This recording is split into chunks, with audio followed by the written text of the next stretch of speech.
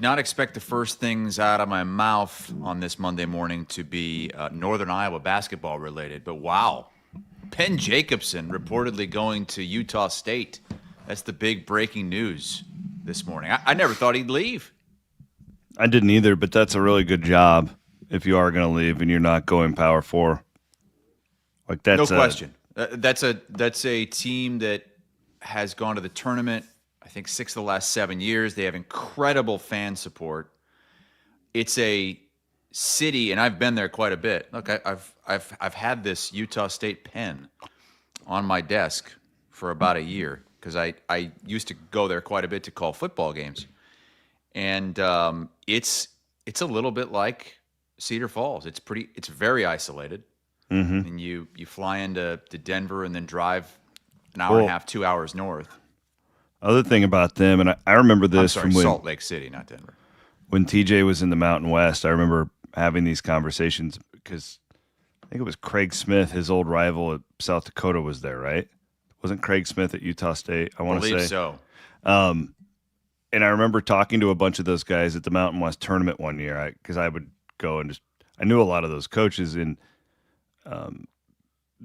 it's a great job because it's probably different now, Chris, but back then if you weren't Mormon, or if you were Mormon, you wanted to go to BYU. And if you couldn't go to BYU, you would just go to Utah State.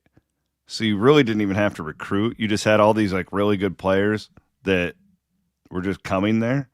And it's just been whoever goes there wins. And Ben feels like, you said it's a lot like Cedar Falls. I've never been there, but it feels like culturally he would fit in perfectly with like I don't know, just the Utah.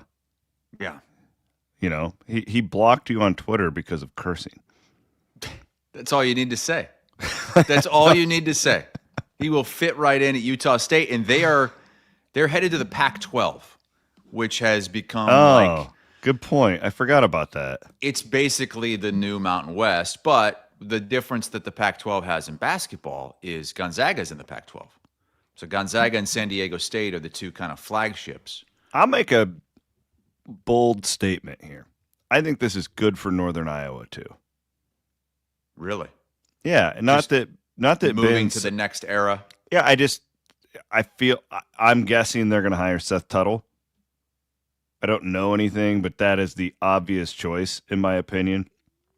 And you can bring in young energy who will do things differently in a new era.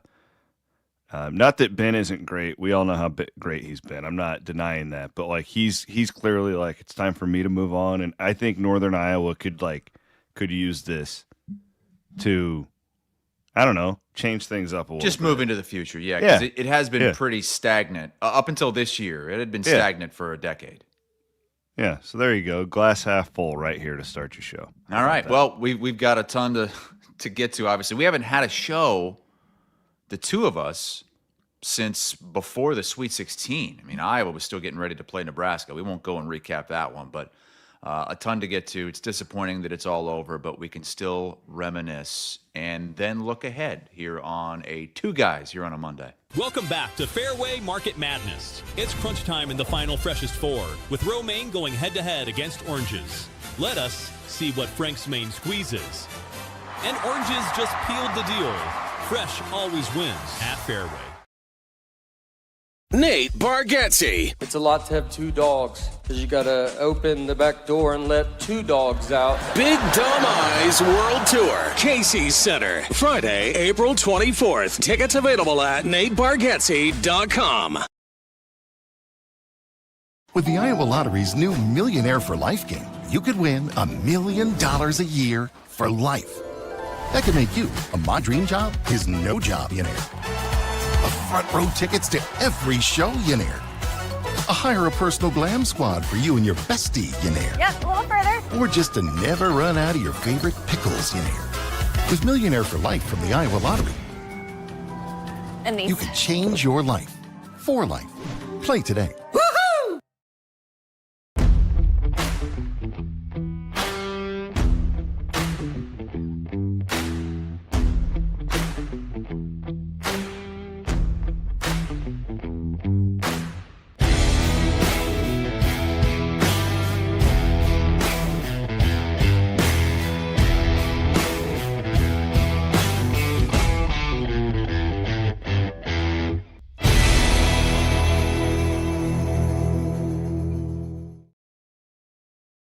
Chris Williams, Chris Hassel. Two Chris's, one network. This is Two Guys. Presented by Fareway Meat and Grocery. From the Channel Seed Studios, this is Two Guys. Exclusively on Iowa Everywhere. All right, welcome to the show. It is Monday, the 30th of March, 2026. We are presented, as always, by Fareway Meat and Grocery. The high today in Iowa is 84. Jeez, you guys are all over the place over there. And then My God. I was looking ahead because it's turtle season, softball season, Matt. And Maddie, Christ. the high on Wednesday is like 40 with like rain all day. Yeah, chance of some snow mixed in too. But I'm no going wonder, to get this. It's skinless brat season, is what it is. Keith was sick as a dog last week. Oh, Van yeah. Woke was sick a couple weeks ago. I mean, Elise was sick all weekend, my youngest. Oh, can't believe I haven't gotten it, to be honest with you. it's all that tea. This is true. I don't think I've been sick since I got on the tee, to be honest with you. Welcome to the show. We are in the Channel Seed Studios. Our friends at Channel are going to be out in the fields before you know it. It's going to be planting season, baby. I love planting season. There is a slight part of, I'm really bummed that basketball's over, but we all get like this in Iowa this time of year where you just need some freaking vitamin D. You're just ready for it, and that's like what the end of the tournament represents to me. But I'm not ready for the season to be over because it was a really fun one. Congrats to your Hawkeyes and you guys on an Elite Eight run. That's amazing. Who would have thought that could have been... When we were watching that game in Florida, the Maryland game, what would the odds have been that Iowa would make the Elite Eight? It's truly an incredible run. So congrats to you guys. That was awesome. Super bummed out about the way Iowa State's season ended, but it is what it is. Can't do anything about it. Still a great year, I think, for TJ Otzelberger's team in the top 10 for the majority of the year. So we had and then we lead off today's show with Ben Jacobson leaving. So a very basketball heavy show, a lot to get to today. Yeah, I mean, and for Northern Iowa fans, losing Mark Farley and Ben Jacobson in a year and a half span, wow. It's going to be a new era, but it's going to be an era that I don't think is going to be that kind to that athletic department.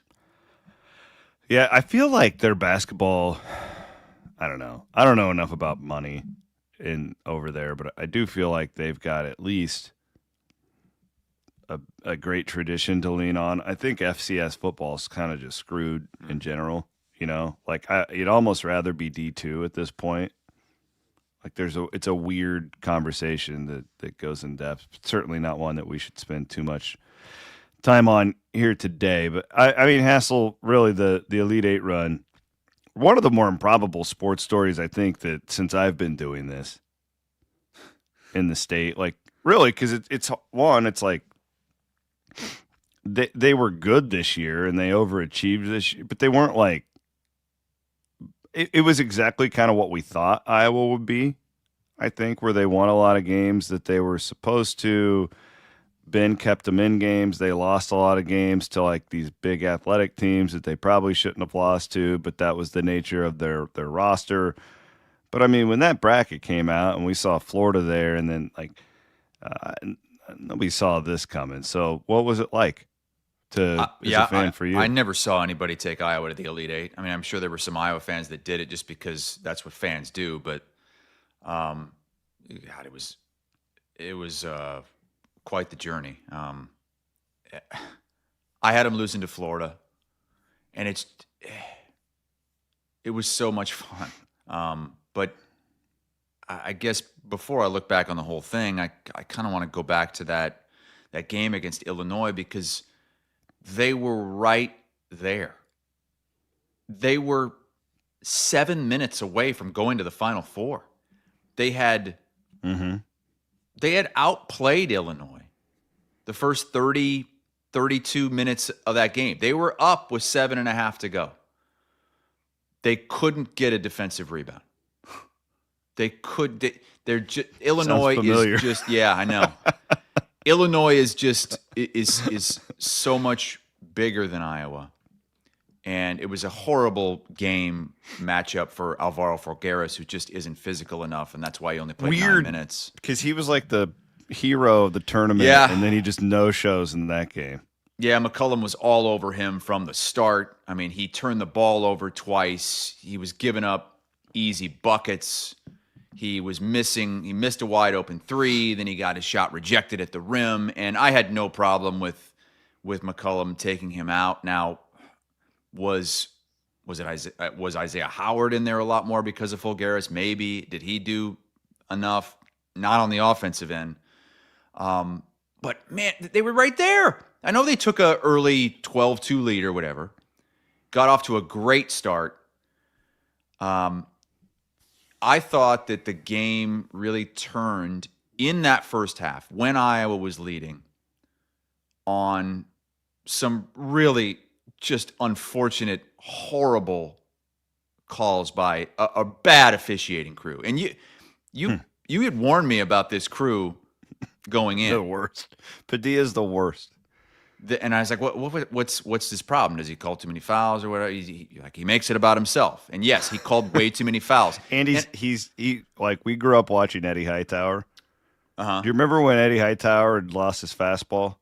Yeah. Like where it was clear he's like not the official, but he would still just do the like very boisterous calls, and that is Tony Padilla.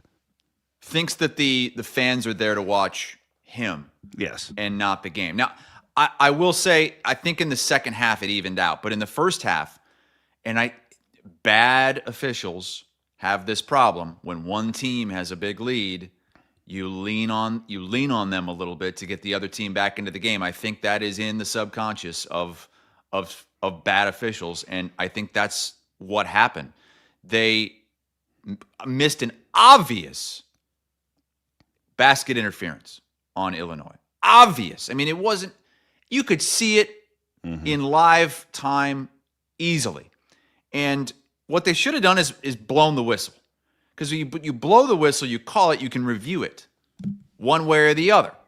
They didn't blow the whistle, so it could not be reviewed. Iowa was up 12-3, and you had two Illinois players run into each other, foul each other, and they called it on Iowa. You had Cooper Koch get completely elbowed at the free throw line, which it should have been reviewed for a flagrant. I mean, I've seen reviews for flagrants that were called flagrant ones that were less abusive than that. I'm not saying it should have been a flagrant, but it should have been a foul on Illinois. Illinois didn't get called for anything in that first half. Nothing. And then Iowa gets into foul trouble. You got three different guys with two fouls in that first half, and it changed everything. And I'm not going to blame the Horn situation. I don't think Iowa was affected by that.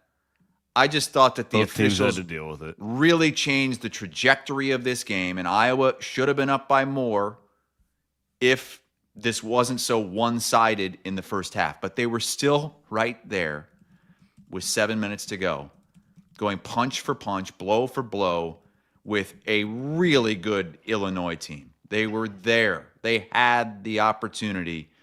It did not go their way down the stretch. Iowa ran out of maybe I shouldn't say ran out of gas. I don't know if that's what it was, but the final 7 minutes were obviously nothing like the first 33 minutes. Even with a minute and a half to go, Iowa was only down 4. They had a chance. Yeah, and it sucked too. We do our little. We should have people. God, we could have people pay to be in this. It's so freaking prestigious. Our gambling group chat. Oh, Hassel got a little annoyed, a little pissy with me at halftime because I said this is an auto Illinois bet right now. Because we always look to like what kind of a mean can you return to. The point is, Iowa didn't have a lot of margin to mess around with what your stuff you're talking about, like a basket interference call and all these things, because Illinois was gonna make some shots. Yeah, it was clear that Illinois they had gone on. They were really cold in that first half. They were going to make shots in the second half, and they did. And I'll give Iowa a ton of credit here because they don't have dudes, right? Like they just don't. We've talked about it all year. Ben has put them in these spots, and they're smart players.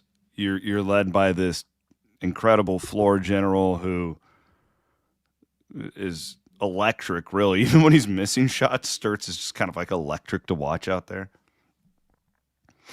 But to me, they looked like they belonged. Like, this didn't feel fluky to Clearly me. they did, Yeah. yeah. You know, like, this didn't feel like, oh, this is team that just got hot at the right moment. And that's the best compliment I can give this group, even as it's come to an end. I thought that it was just because I think Illinois, man, they're playing really well. I'm a little bummed that Michigan and Arizona are playing on the one side. I would, because I think those are the two That's best the teams. national championship game. Yeah, but man, you know, give credit to Brad Underwood and the way he's got that team playing to do what they did to Houston in Houston and just completely emasculate those guys in their home city. Well, they've got professional players from Eastern Europe, basically. Oh my God, how many Vitches are on that team? And then they really knocked it out of the park with Keaton Wagler, who was not even supposed to be a great player on this team, and they caught lightning in a bottle with him. He's unbelievable. But look at what Iowa would have had. If they would have won that game, they would get UConn, a beatable UConn team in the Final Four. That UConn game yesterday. They wouldn't have had to face an Arizona or a Michigan in the Final Four. I got in a fight with my 11-year-old yesterday, that UConn game, because I screamed. What do you mean? When he hit the shot. Yeah, I did too. And she I goes, scared my Dad. dog. She goes, Dad, be quiet. She goes, quiet down. I go, that's one of the greatest shots in March Madness history. Appreciate it. More on that in a bit, because I do want to talk about that and compare it to the Leitner shot of 92. I'm sorry. You always want to try to get it away from Iowa, don't you? Anytime. I wasn't trying to get anything away from. Gee, you're so sensitive. What's wrong? Did Connor McCaffery call you and tell you to direct the conversation away from the Iowa Hawkeyes on this day? I got an anonymous call from a number I didn't know. They left a voicemail that I needed to set up the show with the base of the program that McCollum was able to take over, and that's why he was able to. He took the baton from Yeah. Fred McCaffery. This Connor McCaffery thing's unbelievable, and it's notable. It is notable that Caitlin Clark is not commenting anything related to the men's basketball program, and we talked about this when this went down about a year ago. It's going to be really interesting to see how that dynamic affects Caitlin Clark as well. And it has. And I'm not saying she owes the men's basketball program anything, but she was a huge Iowa men's basketball program fan when she was at Iowa. And it is notable that she is clearly avoiding talking about the men's basketball team. So Connor McCaffery, correct me if I'm wrong here, because I didn't spend a lot of time on this, but I saw all the noise. So he called into a Barstool show, allegedly. He called his buddy, I think his name's like Rico Bosco or something, who's this huge Rico McCaffery. Yeah, Bosco? I think so. Isn't that Costanza's bank code? Bosco. Bosco is this huge McCaffery apologist who, after every single time Iowa lost this season, he would tweet something about how the grass isn't always greener and you had it great with Fran McCaffery. This Barstool guy did. Yes. Okay. So apparently he called this Bosco and asked to talk to Dave Portnoy and to tell him that he was disappointed in the praise he was giving Ben McCollum and the Iowa men's basketball program. So Bosco went on the record and said this? No, Portnoy said it. Oh. Portnoy was like, and dude, get your boy Connor McCaffery. What's he doing telling me to not? It was all over social media. It's crazy.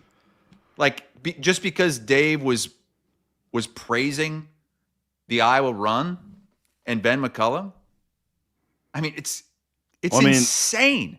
It's insane. Yeah. Connor McCaffery's most viral photo from his career was when he was face-to-face with an Illinois player after getting a technical foul back in 2020. Like, he's right in the face of this guy. He hates Illinois. And Iowa fans loved it. You think he was rooting for Illinois? Are you kidding me? That's the irony of this. No one was rooting for Illinois harder than Connor and Fran and that entire family. Nobody on earth, not even Illinois fans, I promise you. There's the pick. Good job, Maddie.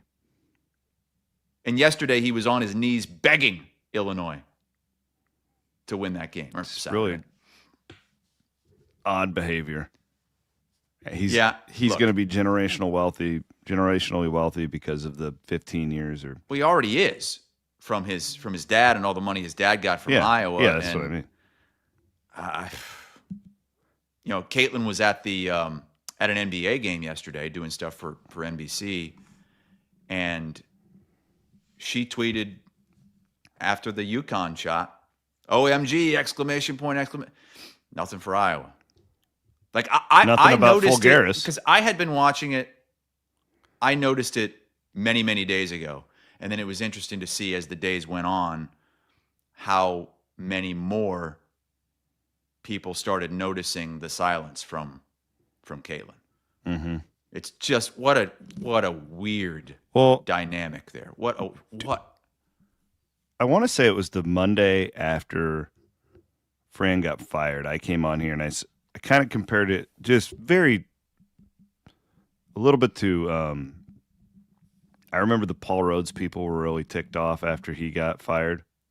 Mm-hmm. But it was like after years you saw like everything soften, and now I think Paul could come back and he didn't have nearly as good of a run as Fran did at Iowa, but it could be a deal where you could bring him out onto the stadium and he could wave and everybody appreciates one another. And remember I said that? I go, I hope Fran, like at some point, because he is the winningest coach of all time there. Like, it wasn't like this garbage tenure. I think that ship has sailed. That's where I'm going with this. Now it's like you do enough damage and like your son's out there calling into these popular talk shows. You know what I mean?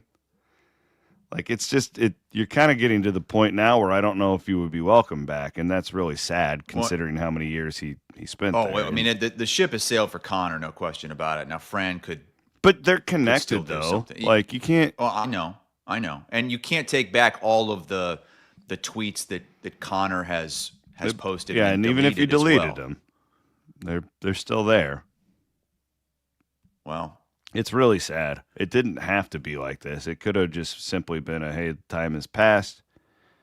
Thank you very much for the 15 years. Yeah, unfortunately, that's just not how that family is wired, which is disappointing. And the other thing too, like I've gotten this from Iowa fans on social because I posted literally just a fact, and anybody who knows me knows that I'm more into the history and the big picture of all this stuff than I am the actual games. Mm-hmm. That's the difference when you hang on the games. I like to look at like, where is this at historically? What does it mean big picture?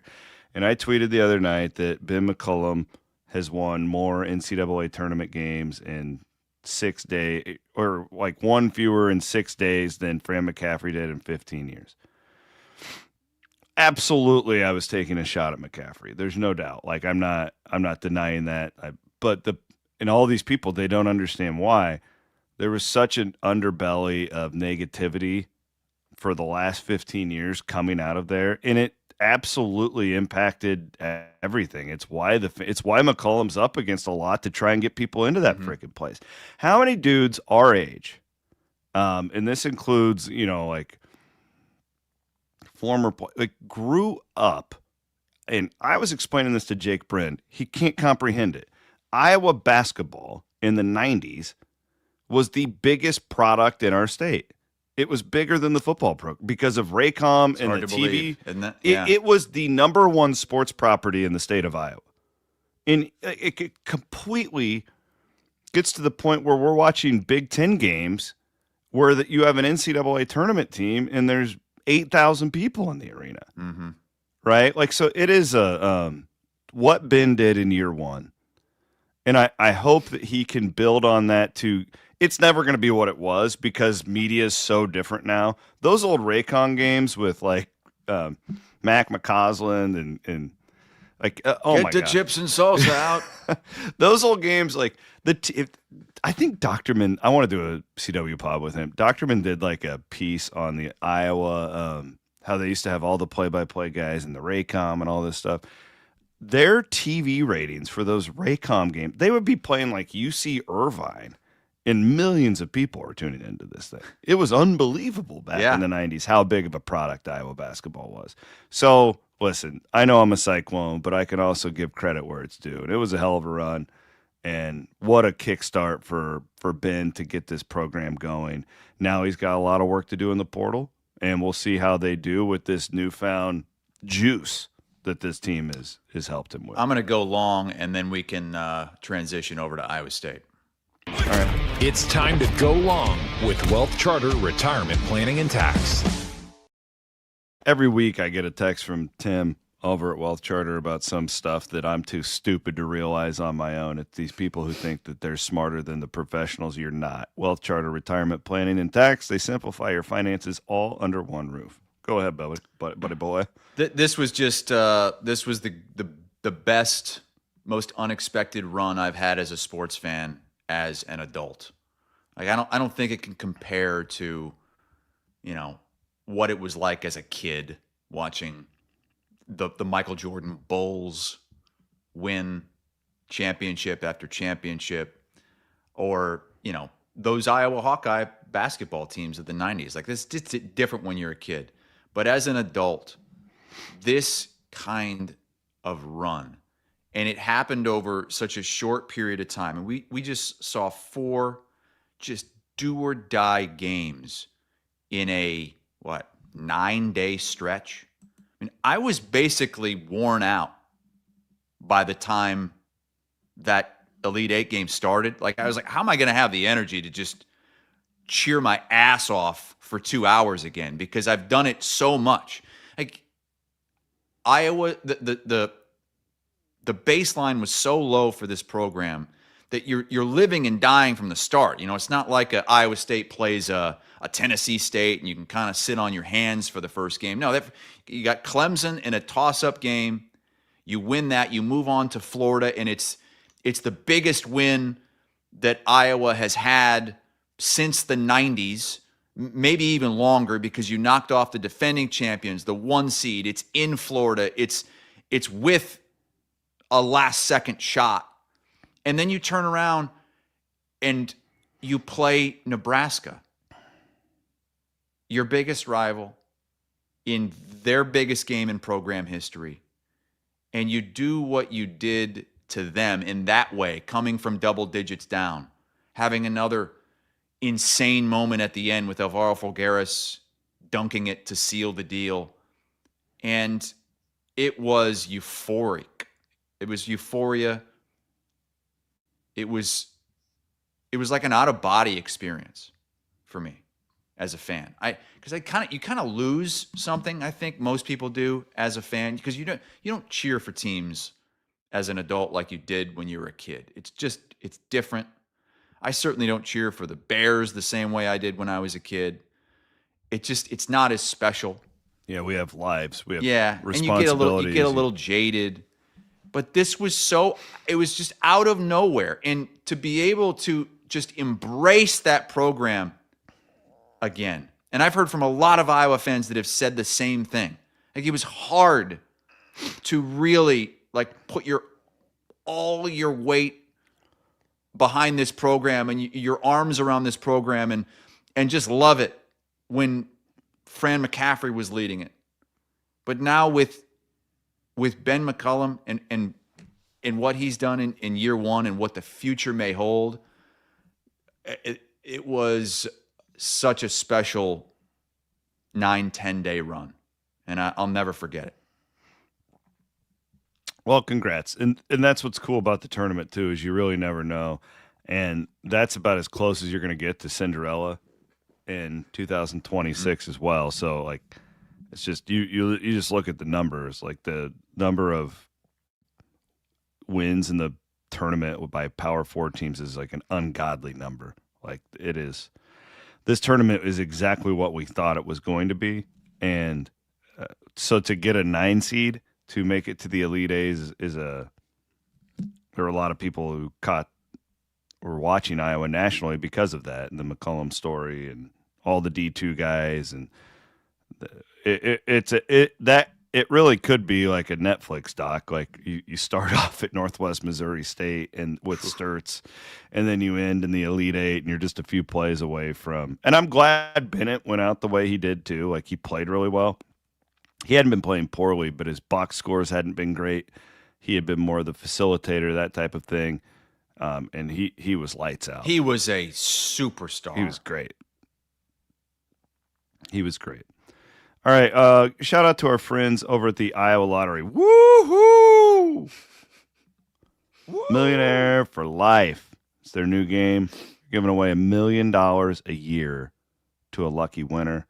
Woo-hoo! $100,000 a year to a runner-up. Millionaire for Life, the new game from the Iowa Lottery. You can change your life for life. Woo-hoo! Also would like to give a shout out to our friends over at the Iowa Events Center. So the Bargatze ad, that's coming up in less than a month. I think. Are you Maddie, going to this one? Are you going to Journey? I can't see myself going to Journey. No, it just doesn't feel like a Chris Williams type of show. But your in-laws are going, right? Or your parents? Yes, my in-laws are going. Yeah, I got them tickets to that for Christmas. I doubt I'll make it, but I'm sure that place will be packed for it, though. They Hassel, still got tickets available? Tickets available. April 8th at the Casey Center. Can you name a Journey song other than Don't Stop Believing? I was going to say Don't Stop Believing. Well, that's the one. Yeah, that's Someday love will find you. Yeah, I can't name another one. Do they have a lot? I'm sure they have a lot of hits, right? Oh yeah. How many originals are in this band? Well, Steve Perry, the original singer, is not in the band, but they found this guy from the Philippines. Oh yeah, that sounds just like him, right? Yeah, I heard Arnel Murph and Andy talking Pineda. about this. He's so good. It's So, weird how they for do any that, reason, and go these check 'em out. bands keep going, and the crowd generally doesn't even care. Like, how many lead singers has Van Halen had over the years? Well, as long as the singer sounds like the original, But really, it's a cover band, though. Like, I mean, really, cover bands are cool.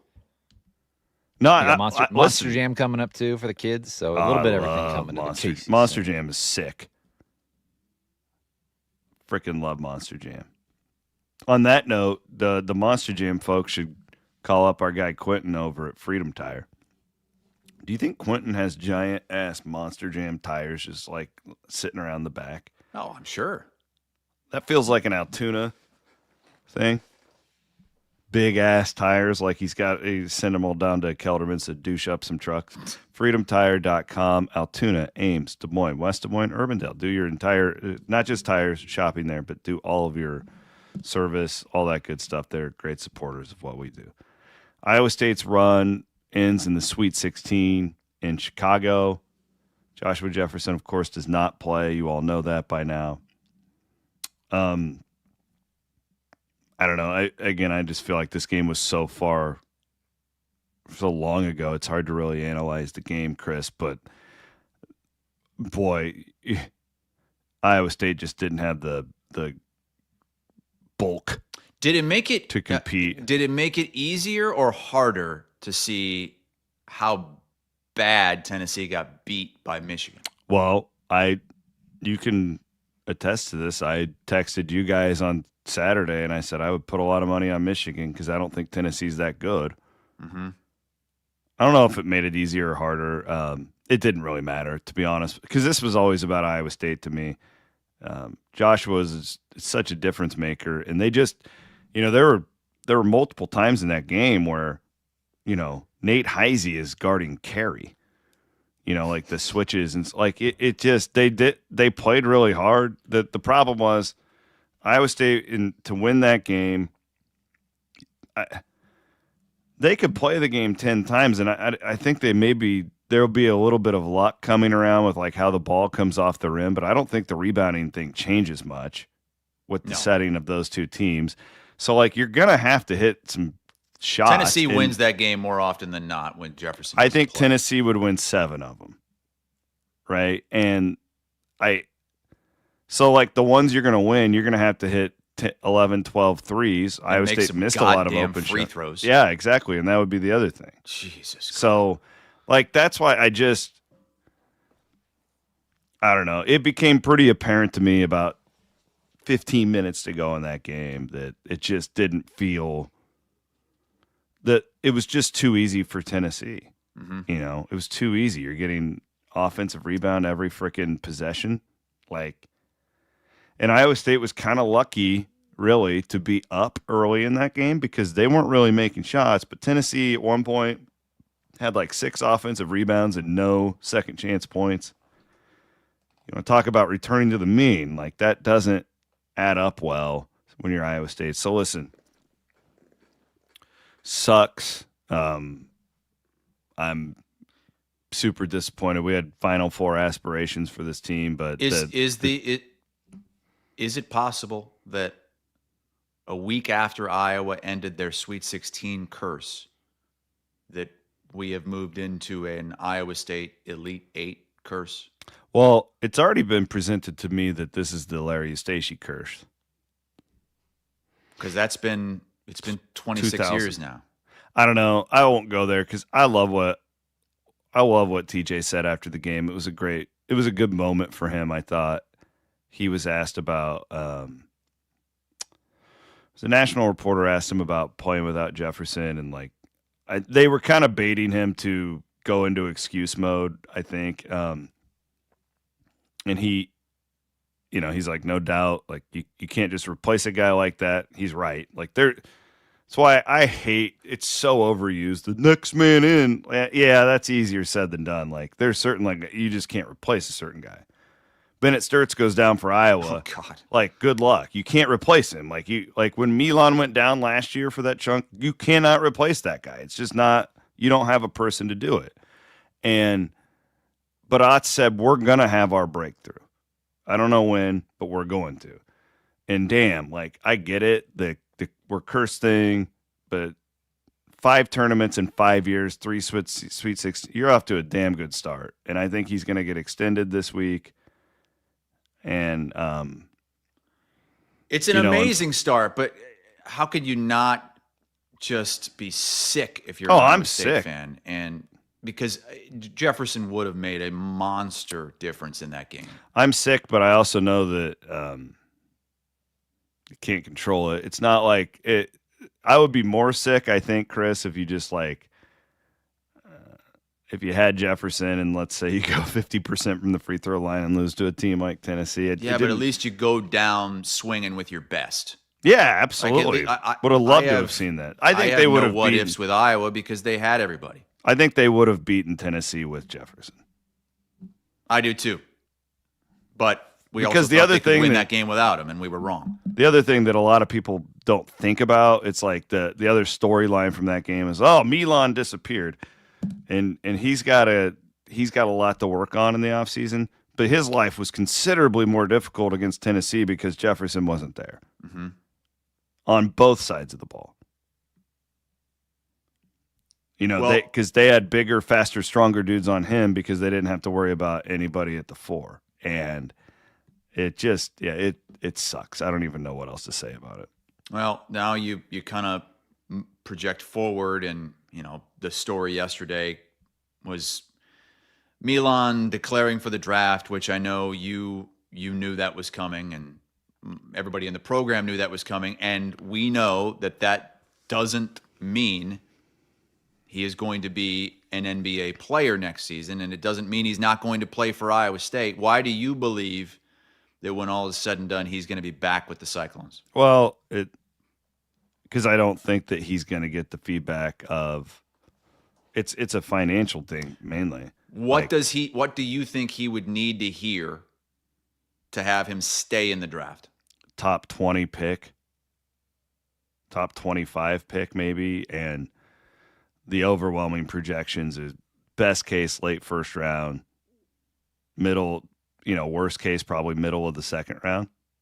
Mm-hmm. And also it did not do him any good the way with Josh going down, because that game against Tennessee is exactly what they're going to like point at. If you look at his poor games this year, when Dabansa was on him, right? Like it's super easy to. It's when these NBA dudes are up in his ass for 40 minutes. He's got to be able to create more. He's got to be able to fight off of that, and he wasn't able to do it the other night. But I don't really kill him too much for it, because they were like. That was one of the first times, too, that I think that we're Milan Momcilovic when you go into a game, and he was number 1 on the scouting report.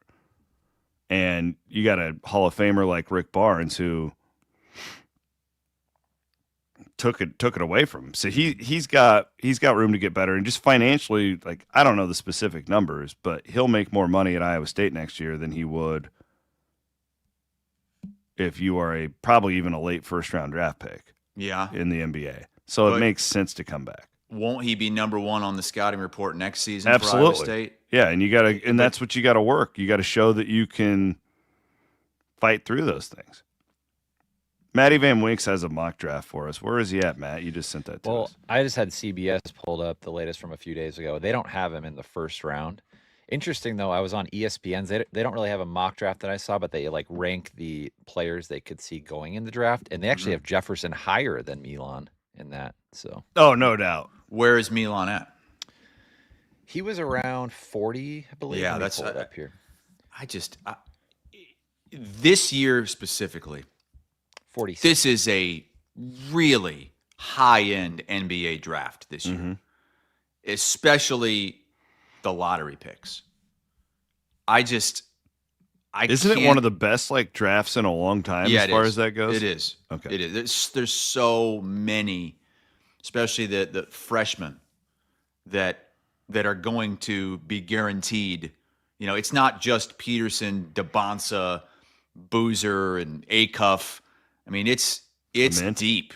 I mean, you have Amen from Tennessee, and so I don't see any way that he's a lottery pick. I don't see any way that he's a top 20 pick. I mean, maybe at the end of the first round. Shit, you got Bennett Sturts in there. He's not. And we're not saying maybe he knows that. He probably does, and he just wants to see, wants to get in front of NBA scouts, wants to get the critical feedback, so he knows what to work on next season. But by no means does declaring for the NBA draft anymore mean that you're actually going to be in the draft. I don't think that social media post was presented very well either, because it wasn't like Milan said on Sunday, "I declare for the NBA draft." I do declare. Because that quote from Alec Bussey at 247 was given in Kansas City. At the Big 12 tournament? Yeah, if you read the story. The problem is there's still such a huge part of fans who don't understand how the draft works now. Well, and also don't read the article, you just see the headline mostly. Yeah, which we have that problem all the time. And I'm always hammering our producers to make sure that our headlines present what the arguments in our clips actually, because a lot of people won't click on, and then they're just mad. Whatever, they're either happy or they're mad. Sometimes it's behind a paywall too. I don't know if that one was. I don't think this one was. But it made it seem like he said yesterday, "I am going to the NBA," because that's just what people reacted. And that it wasn't what the article was, but I don't think most people clicked on it and read it, and then it kind of started then everybody feels the need to report on it.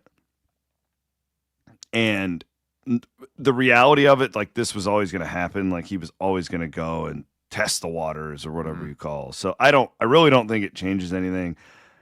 It could, he could go there and make 53s in a row and just blow the roof off of some team, where they're just going to go crazy. But I doubt it. So what do you expect Iowa State to have coming back next season outside of Milan? I mean, I think pretty much all those guys will come back. It'll be Torrey, Bateman, Plata, Buchanan. I mean, that's your starters. Trying to think of guys off the bench. They've got 3 freshmen coming in, and then they'll probably go out and get 3 or 4 transfers. I mean, and then who knows? Like, I'm not naive enough. Like, somebody always leaves. Yeah.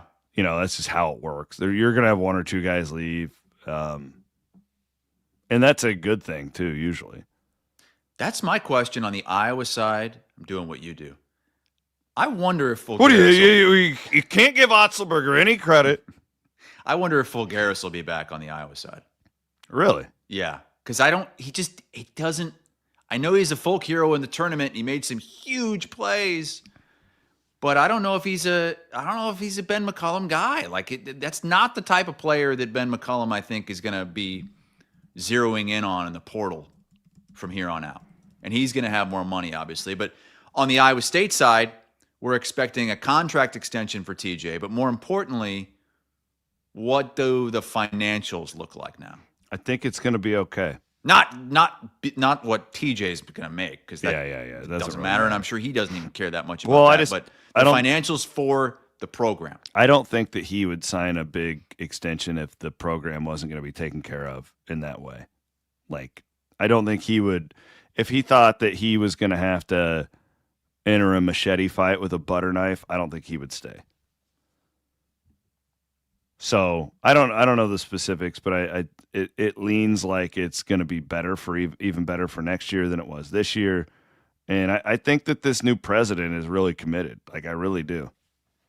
This David Cook. I don't know how much you've been following that, but he's a pretty big sports guy, and I think he sees the importance of athletics to promote the entire university. And yeah, I think it will be, I don't know about significantly higher, but I think that enough to make Otzelberger, because the thing is, he wants to stay. Like, TJ really does. I've said this since day one. Like, he wants to be there for 20 years. Like, that, he loves it there. He obviously does, because he's been there so many times, right? Like, down huge offers every year. And he's been there since 2006, and then he would leave, and he would always find his way back. You got to remember, too, his wife being from Australia. This is like her home in the United States. So it's like there's just all these little things. But I think that they're going to – you got to also realize, too, I doubt they get a lot of, like, super sexy portal names, because it's going to cost something to keep Milan – like, Torre would go crazy in the market. Oh, man. Yeah. You got a lot of these young guys that would demand top dollar if they – even Bateman would get a ton of money if he would portal. So you got to take care of these guys. And we saw the numbers. Plata, now they're not official, but the numbers on what the Sweet 16 teams spent on their teams, and Iowa State was basically at the bottom. I mean, even though it is a basketball school, it's still a Big 12 school, and it's still almost impossible to compete with the amount of money that anybody in the Big 10, the SEC has. I mean, Iowa spent more money than Iowa State. Unless you're Texas Tech or BYU. Right. With these giant billionaires. And I do wonder, like, with Matt Campbell gone now, what's this dynamic going to be like with the new football staff fighting for NIL with the men's basketball program? Because that's a thing. That's a real thing. That happens everywhere. All the schools are going to have to deal with, but specifically a program like Iowa State, where you really are transitioning off of the Matt Campbell era, and the Big 12 is in football is not what it is in men's basketball. And we know how fans feel. There are many that, they like the men's basketball program more than they like football. It's just such a mistake to think of it in the way of don't fund football as much, because if football is 3-9 and nobody's going to the games, and the athletic department's making millions less on tickets and stuff, that ultimately affects your men's basketball program too. So how do you do it? Well, so you say you have to max out football no matter what. I'm not saying max out, but I'm saying, like, you can't just punt on football. Well, no, obviously not. But I've seen that from a lot of fans. Like, why don't we just? Because I kind of get it, because it's the one sport where you feel like you can win big in. Like in football, it's like, even when you go, like when Campbell would go like 10-2, you're like, okay, yeah, we're going to get into the playoffs maybe and then just get our teeth kicked in.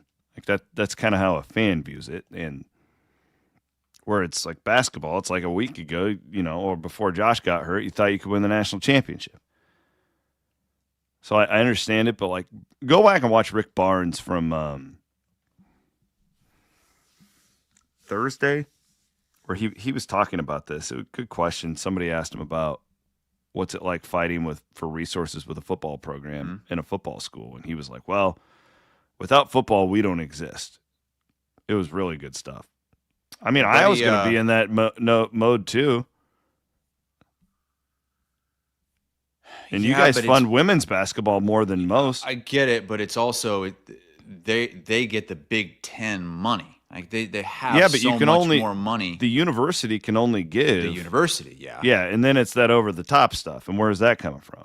Well, that's the key. Yeah, and that's the really foggy situation that I think everybody has right now, because everybody's going in a different direction. And even your boy Steve Kemp says allow money to be given from donors directly to basketball. I don't know why shouldn't fans, be able to say, okay, I'm going to give you $5,000.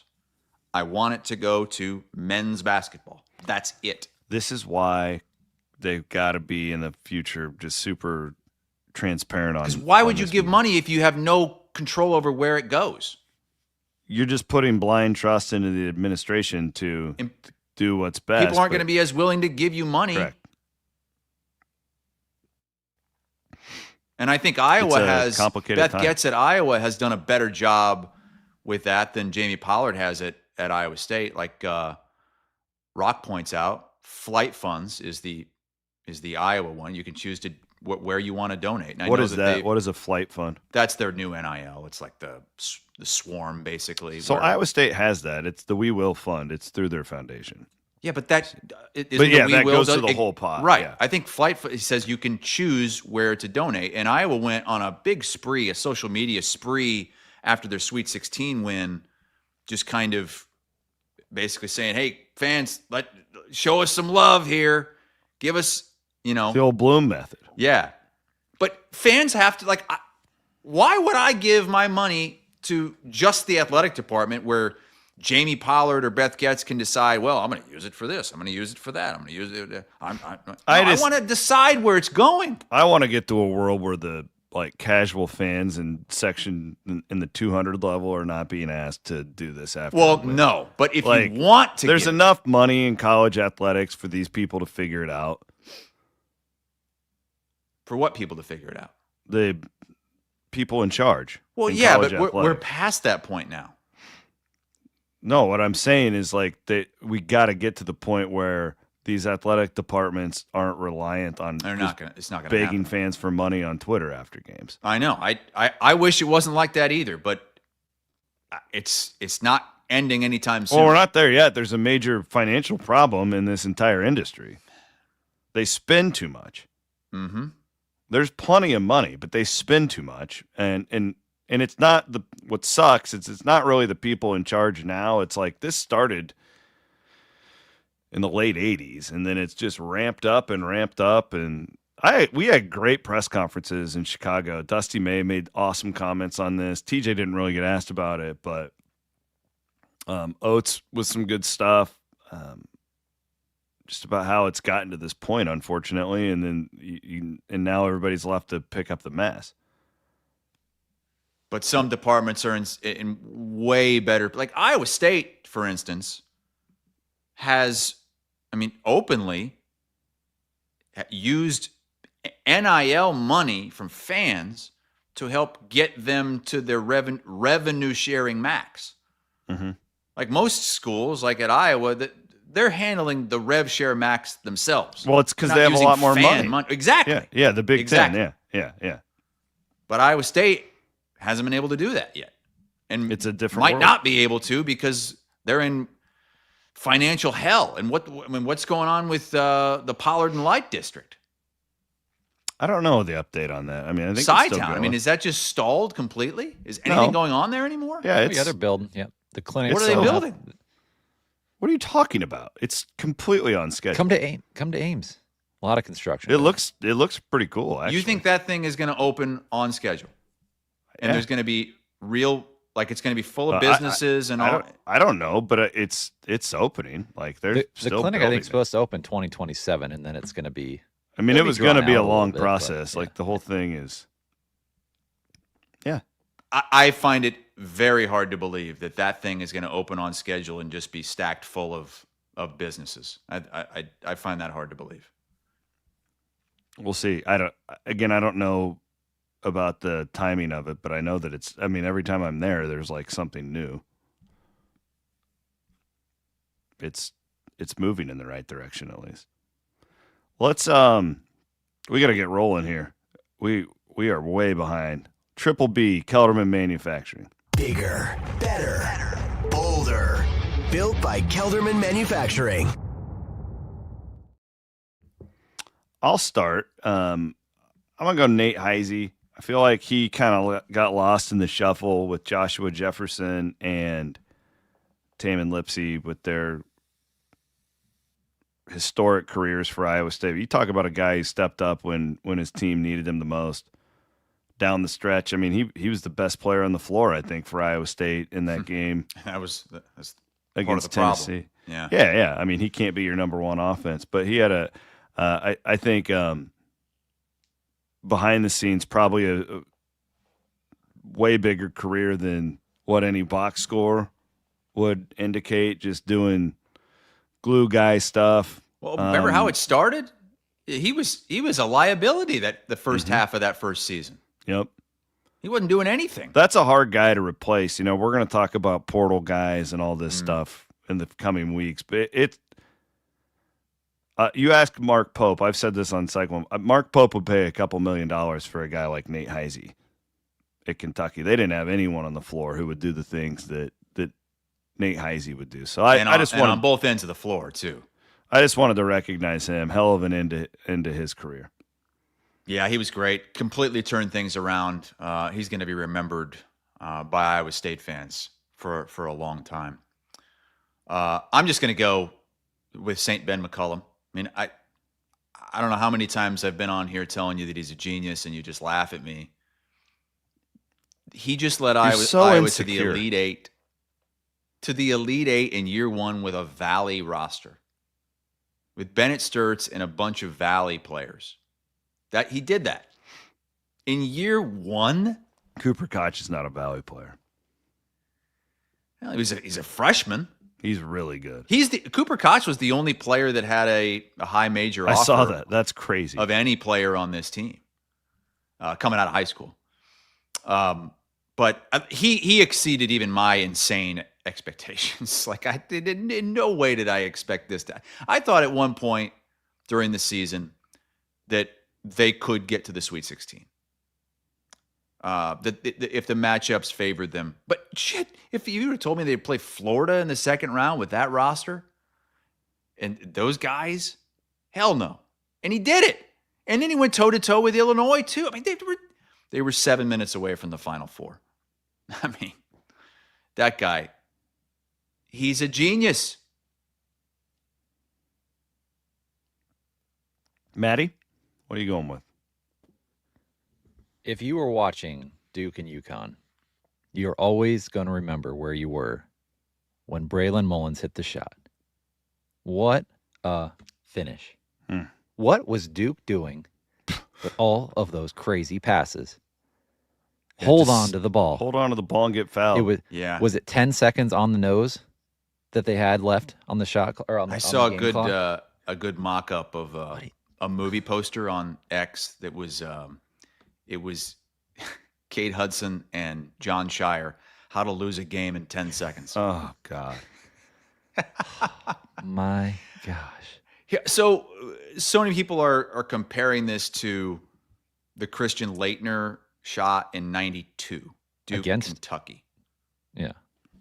And because that's kind of been thought of as the shot in college basketball forever now. And that was 35 years ago. This one was like the sequence was better. Like UConn they were down 19 in the game. They were down 2 with 10 seconds to go. Duke was going to win that game, and they turned the ball over. And then this dude hits a 35-foot shot, but he doesn't have the name. This wasn't Christian Laettner. Didn't Laettner hit that against UConn, not Kentucky? No, it was Kentucky. No, it was Kentucky. Well, he hit. Was it? 2 years prior, he beat UConn in 1990. Okay. But the shot in 92 was against Kentucky. I don't know if this one is going to live like the Laettner one, because Christian Laettner was the Michael Jordan of college basketball. You can't even recreate a player like that in this day and age in college basketball, because no one would stay as long. Things just had a longer shelf life then too. But that's one of the best moments. William, you sent me some video of the UConn and Duke calls. Oh yeah, I want to hear this. You want to hear the difference in these? Yeah. So here's what do you want to hear first? Give me UConn? Give me UConn first. All right, here's UConn. They double them. Back to Sarr. Now ahead to Caden Boozer. And a steal. Mullins gets it. It's Caravan to Mullins. Long-range 3. Oh! It went in! Mullins delivers. Bedlam here. Absolute bedlam as Mullins threw a 45-footer in. Hurley was going nuts too. That was great. Oh, I can't wait to hear Duke. All right, here's Duke. Do for Boozer. Bobbled it. Back for Sarr. Needs to get rid of it. Does for Caden. 7 seconds. Tried to throw it ahead. Deflected. Stolen by Connecticut. 2 seconds. It's Mullins up top for the win. Oh, he hit it. With 3/10 of a second to go. Malachi Smith ran off the bench. That should be a technical. But with 3/10 of a second to go, Connecticut has the lead, 73-72. Duke Radio kept it together. That should be a technical. When he turned the ball over, you could tell in the Duke radio guy's voice that he knew they were going to lose the game. Like as soon as he turned it over, you could tell in the voice. What's so incredible about this is that UConn has won more than anybody in the last 25 years. Yeah. They've won like 2 of the last 3 titles, and we're still rooting for them over Duke. Because it's Duke. It's a good time to go back and watch the I Hate Christian Laettner 30 for 30. That's a good one. Yeah, that was great. And, you know, the main reason that I was rooting for UConn to come back and win this game is because the Boozer twins are in every single commercial break. I have seen those 2 kids in a commercial at least 250 times over the last week and a half. And it's driving me nuts because you get the same commercials over and over again. You're watching 4 games at once, and it's just Boozer. You can't get away from him. At least we can get away from him on the court. They're done. Game Day Men's Health. Shout out to our friends over there. How's the peptide working? Doing all right with the shoulder? Yeah, did some more lifting yesterday. I'm going to give you guys I don't have it on me, but for the second show this week, we're actually going to have a little event in Des Moines about peptides. I'm going to be the MC. Yeah, I'm going to be the MC for it. There's like a peptide specialist who's coming to town. People can come and join us. Oh, really? Yeah. I'll give you all the details on. So actually, our second show will be Friday this week. We're going Friday morning. Just put it on your calendars right now. Friday morning will be the second show this week. Okay, I got an incredible reply to a post over the weekend regarding my shoulder. I posted during the Iowa State game, horrific free throw shooting for Iowa State. They would be right there if they made free throws this half. And Sam replies, "You are relishing this." Well, guess what, Chris? I'm relishing in the fact that you will never bench big boy weight again unless you get your shoulder surgery, you stubborn fuck.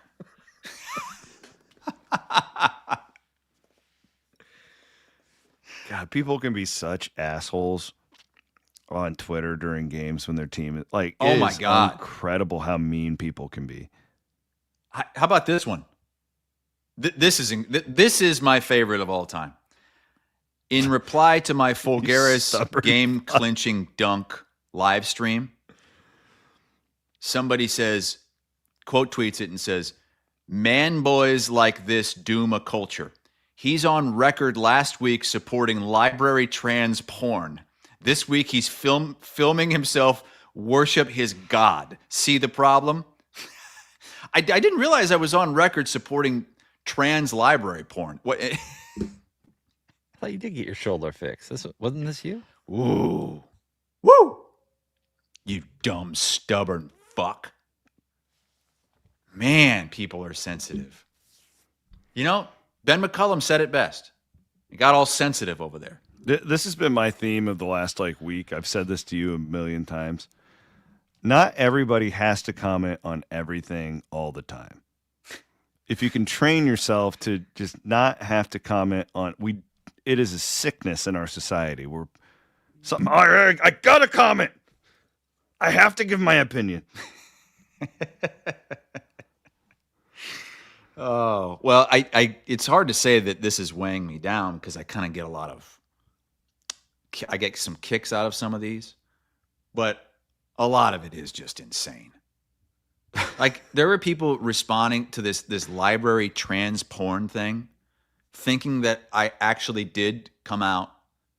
Yeah. You know what? I stand up for trans library porn. I think it should be in every library in the country. When did I ever say that? The biggest problem you're that gonna we get have, us kicked off like Andy now. With all oh this. God. The biggest problem that we have as a society is that people because we all have bias, right? Like you're a Hawkeye fan, you're biased towards the Hawkeyes. Mm-hmm. Like we all everything is tribalistic in 2026. Democrat, Republican, Cyclone, Hawkeye. There's not a lot of gray area we just don't live in that type of a world. And we go into anything we're looking to be pissed off. Yes. And people don't want nuance. So if you say anything remotely that goes against what they think, they can just clip it and listen to what this dumb motherfucker had to, and you just go from 0 to 60 like that. It's maddening. There was some good back and forth between Mr. Williams and Mr. Hassel as well. My dad sent your dad a tweet saying, "Went to bed thinking Ames had it in the bag. Just saw the final score, and I smiled and smiled. Remember, Mike, the best team in Iowa plays at 5 tonight. Another kick to the stones for Ames." And Mike says, "You can believe what you want. Both teams did great this year. Losing our best player did not help, but no excuses. At Iowa State, we are realistic. We beat you, remember? We are in for the long run. I'll be wearing orange on Saturday." And my dad said, "Is that your jail suit?"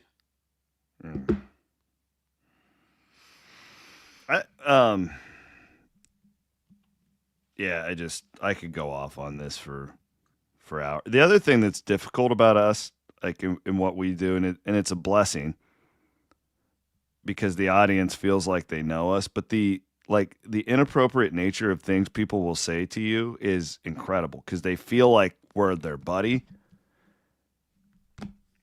You think that's why? Because they think that they're our they buddy? feel like they know us because they spend so much time with us, and we're just sitting here and just people I just come would up. have thought The amount of people who and I don't even care. I own it. The amount of people who will make fun of my hairline, even though I'm knowingly bald, it's insane. You would never you would never go up to a stranger at Fareway and be like, "Hey, you bald fuck."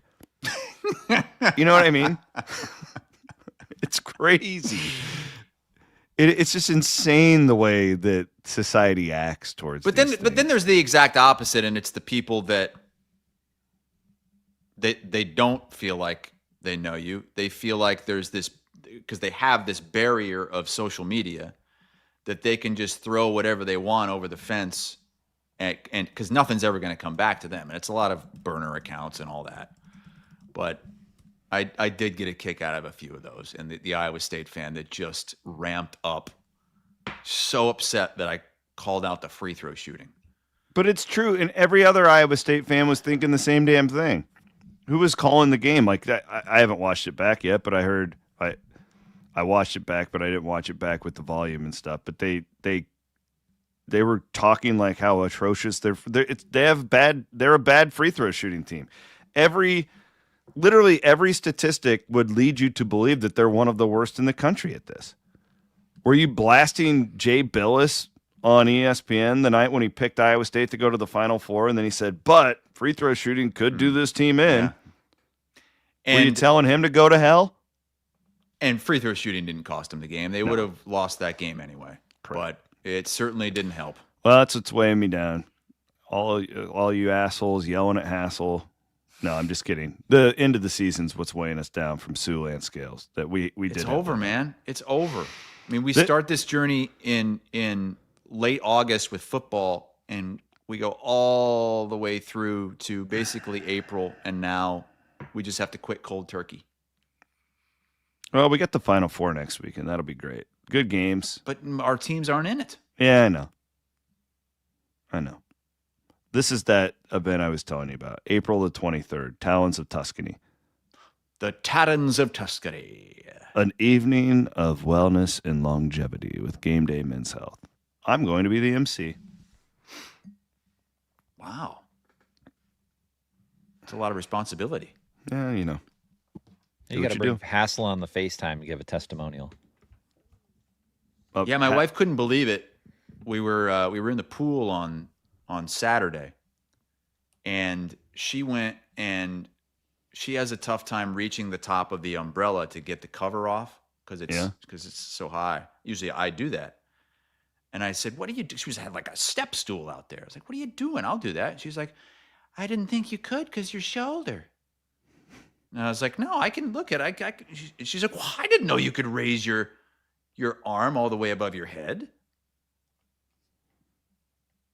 It's been a month. It's been 1 month now. Well, appreciate you guys. Been a fun ride. Did I see right that the kids don't have school today? No, we got school today. No, somebody was saying that we were dropping a bunch of F-bombs and the kids are off school and hearing it. No. My kids are, I hope they're school. I dropped them off. I talked to Mr. Wiersma, basketball savant. He's a huge Hawk fan, but he's like your classic like PE teacher, just a nice guy.